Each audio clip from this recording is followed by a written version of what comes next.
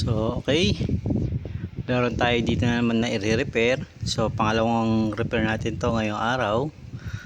Ang sira naman nito ay no power daw. Ang unit na to is Hilti TE 500X. So ito ay jackhammer or chipping gun. So i-check natin kung ano yung problema nito, guys. So magano tayo, proper checking. Gamit tayo ng tester.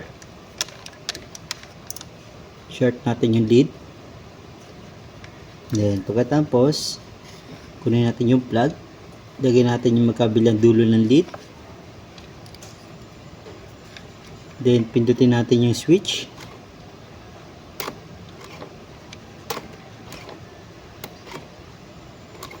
So based dito sa ating tester, walang function na nangyayari. So para makita nyo, gamit tayo ng digital.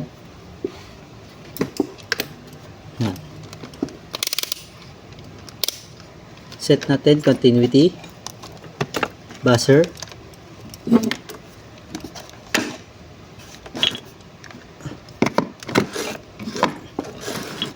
para kita. So narinig nyo, guys, nagbabuzzer. So same process. Test lead, lagay sa magkabilang dulo ng plug. Pindutin. So wala talaga. So next step natin, guys, ay baklasin natin yung cover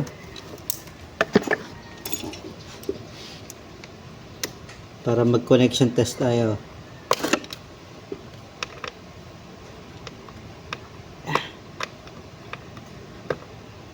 Nga pala, gamit ko ay Star Allen number 4.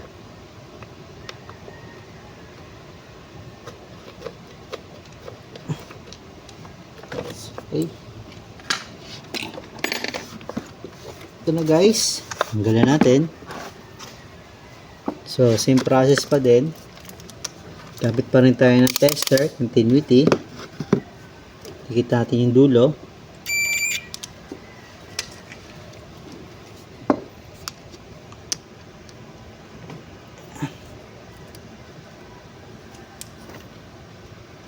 Isa-isa tayo mag-test. So ito yung pinakadulo ng cord na to. Ito kabila. Sabihin meron connected. Kabila. So okay, connected din. Sabihin walang problema sa cord.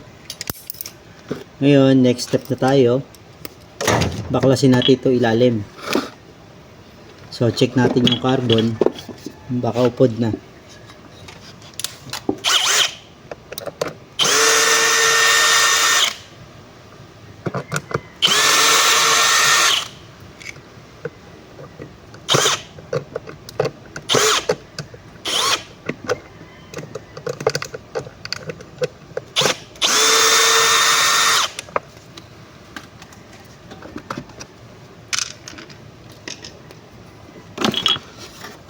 So ito naman yung carbon housing.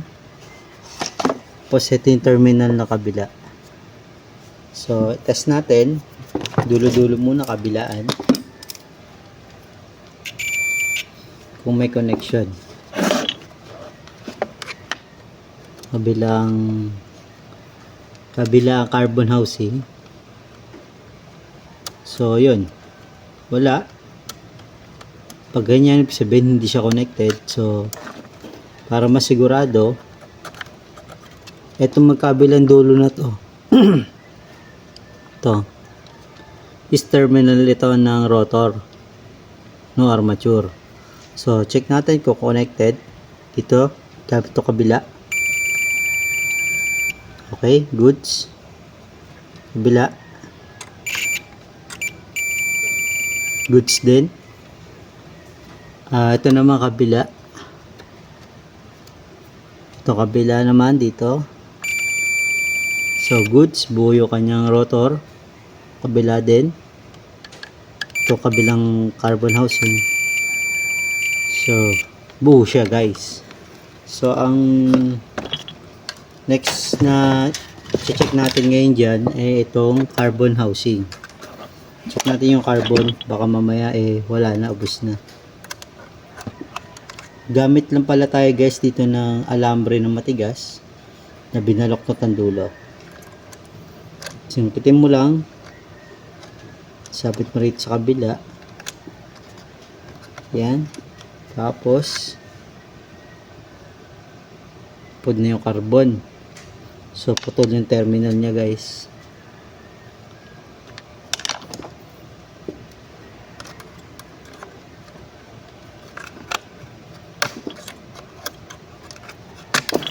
Ito yung paputol. So yung kabila naman, check natin.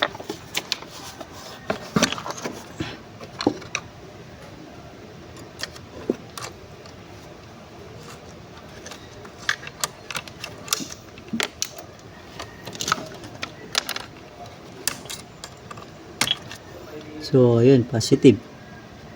Dagang carbon na yung sira guys.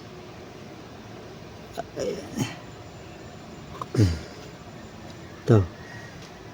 Yan, sira na yan. So hanap tayo ng carbon natin.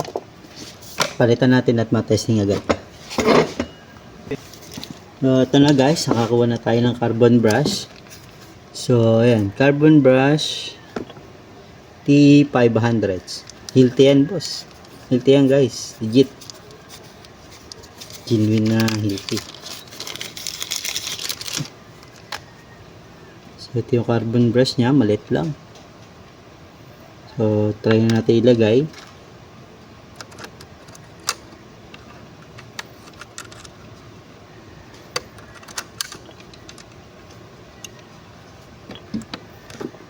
Bila.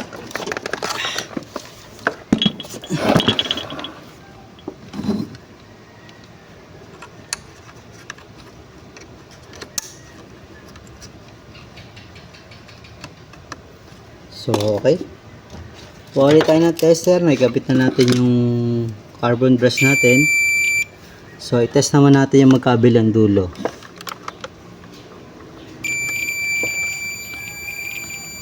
So okay na, connected na guys. Check naman natin itong kabilang dulo ng plug.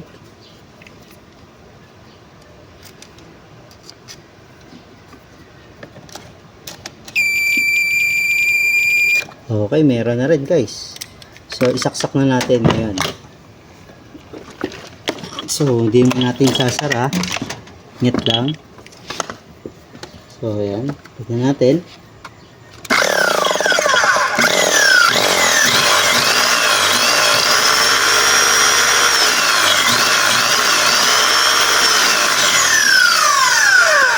So okay na guys, so ating ginagawa itong Hilti TE30 500X. Hilti TE500X. So ang naging problema niya is carbon brush lang. So ganoon na paggawa guys, step by step lang para madali niyo matrace kung ano yung problema. Okay? Thank you.